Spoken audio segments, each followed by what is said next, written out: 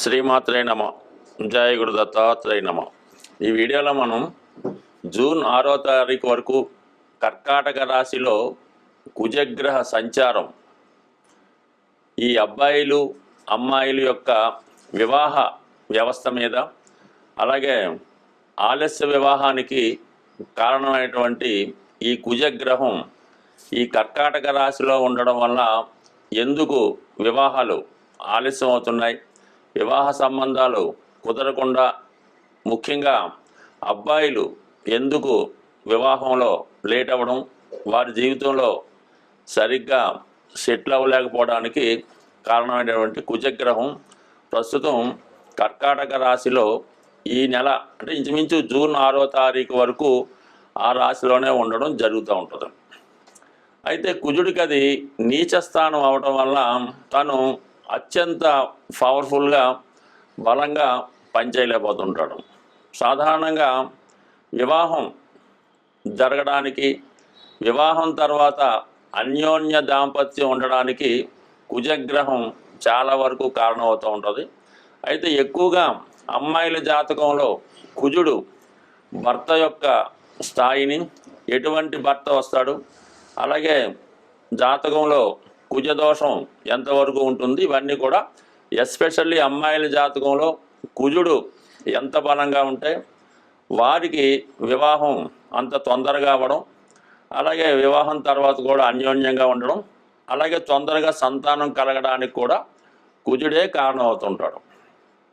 అయితే అబ్బాయిల జాతకంలో కుజుడు ఎంత బలంగా ఉంటే ఆ అబ్బాయి అంత తొందరగా జీవితంలో తొందరగా చదువు పూర్తి చేసి వెంబటనే ఉద్యోగంలో చేరి వివాహం కూడా తొందరగా జరగడానికి, అంటే తొందరగా సెటిల్ అవ్వడానికి మగవారి జాతకంలో కుజుడు అత్యంత బలంగా ఉంటే ఆ బలం యొక్క స్థాయిని బట్టి అబ్బాయి యొక్క భవిష్యత్తు, అతని వివాహం, అతని క్యారెక్టరు ఇవన్నీ కూడా ఆధారపడి ఉంటాయి. మరి అబ్బాయిల జాతకంలో శుక్రుడు కూడా భార్య యొక్క స్థాయిని చెప్పడం జరుగుతూ ఉంటుంది. శుక్రుడు అబ్బాయి జాతకంలో ఎంత బలంగా ఉంటే అంత అందమైనటువంటి, బాగా స్థిరపడినటువంటి మంచి డౌరీతో మంచి భార్య రావడం జరుగుతూ ఉంటుంది.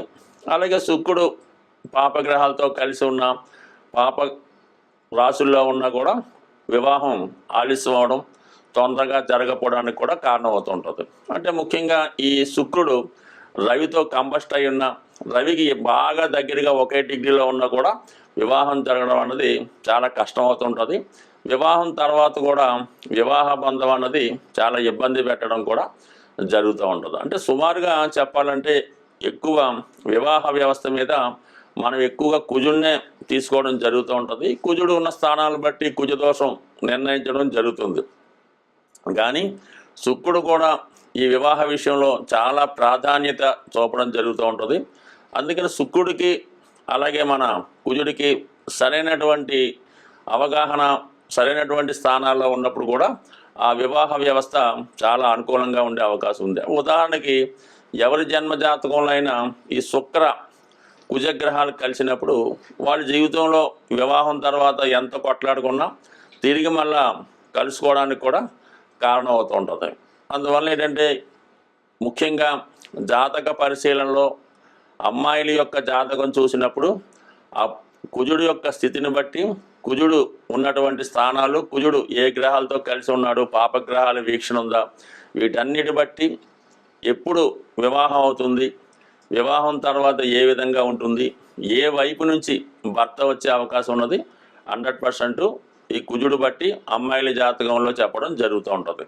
అలాగే అబ్బాయిల జాతకంలో శుక్రుడు ఉన్న స్థితిని బట్టి అబ్బాయికి ఎప్పుడు వివాహం జరగవచ్చు, వచ్చిన భార్య ఏ విధంగా ఉంటుంది, వివాహం తర్వాత జాతకుడు అదృష్టవంతుడు అవుతాడా, దురదృష్టవంతుడు అవుతాడా అన్నది కూడా అబ్బాయి యొక్క జాతకంలో శుక్రుని బట్టి కూడా ఉండడం జరుగుతూ ఉంటుంది. సో ఇప్పుడు మనం ఈ కుజుడు ఇంచుమించుగా మనకి జూన్ 6వ తారీఖు వరకు కర్కాటక రాశిలో సంచరిస్తూ ఎక్కువగా పుష్యమి, ఆశ్లేష నక్షత్రాల మీద ఎక్కువ సంచారం చేయడం జరుగుతుంటుంది. ఈ ప్రభావం వివిధ రాశుల వారి మీద ఏ విధంగా ఉంటుంది, వారు తొందరగా వివాహం జరగాలన్నా, వివాహం జరిగి కూడా ఇబ్బందుల్లో ఉన్న వాళ్ళు ఎటువంటి పరిహారాలు చేసుకోవాలి అన్న విషయాన్ని ఈ వీడియోలో కొద్దిగా డీటెయిల్గా తెలుసుకునే ప్రయత్నం చేద్దాం. శ్రీమాత్రే నమః.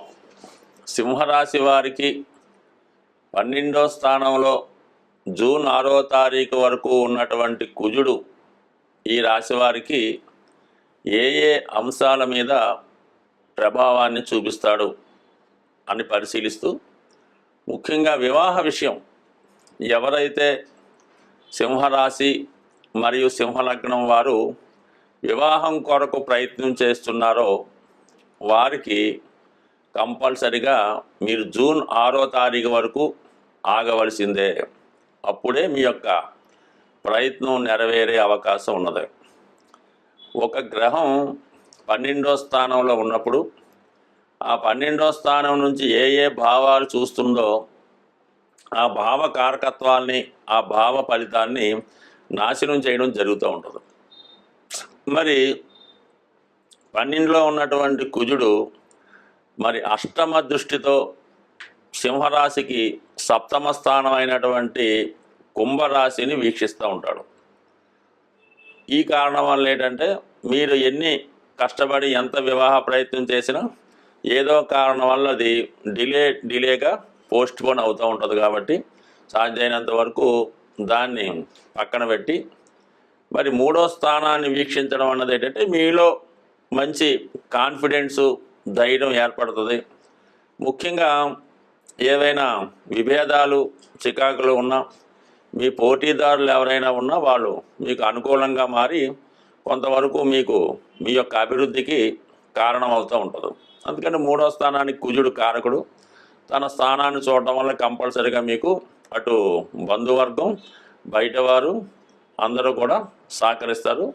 మీరు కూడా ధైర్యంగా ఒక నిర్ణయానికి రావడానికి చాలా మంచి సమయం ఇది. అలాగే 6వ స్థానాన్ని వీక్షిస్తాడనమాట 7వ దృష్టితో. అందుకని శత్రువులు మిత్రులుగా మారుతారు. ముఖ్యంగా మీకు ఏమైనా హెల్త్ పరమైనటువంటి అనారోగ్య సమస్యలు ఏవైనా ఉంటే వాటి నుంచి బయటపడడం జరుగుతూ ఉంటుంది. దానికి సంబంధించినటువంటి సర్జరీ కానీ ట్రీట్మెంట్ కానీ కంపల్సరీగా చేయించుకోవచ్చు. అలాగే కోర్టులో ఏవైనా సమస్యలు ఉన్నా, మీరు ఎవరికన్నా అధిక మొత్తంలో ధనం బాకీ ఉన్నా ఇవన్నీ కూడా మీరు దాన్ని సెటిల్ చేసుకోవడం జరుగుతూ ఉంటుంది. అలాగే ముఖ్యంగా మీరు ఏదైనా వివాహ సంబంధించిన విషయాల్లో డిస్ప్యూట్లో పడి ఏదైనా అందులో కోర్టులో జడ్జిమెంట్ తీర్పు రావాల్సి ఉన్నా, ఇంకా పెద్ద మనుషుల దగ్గర తీర్పు ఉన్నా, ఈ సమయంలో చాలా వరకు ఈ వివాహానికి సంబంధించిన డిస్ప్యూట్లు ఏమైనా ఉంటే అవి ఖచ్చితంగా సాల్వ్ అవ్వడం జరుగుతూ ఉంటుంది. సో అందువల్ల ఏంటంటే జాతకుడు ఏదైనా వివాహానికి ముందు కార్యక్రమాలకి వెళ్తపడలేదు, కానీ వివాహం సెటిల్ చేసుకోవడానికి ఒక అంగీకారం రావడానికి మీరు జూన్ 6 వరకు ఆగవలసింది. అయితే కొంతలో కొంత బెటర్ ఏమవుద్దంటే మీకు ఈ మే 15వ తారీఖున మన గురుగ్రహం మీకు 11వ స్థానంలోకి రావడం జరుగుతుంది.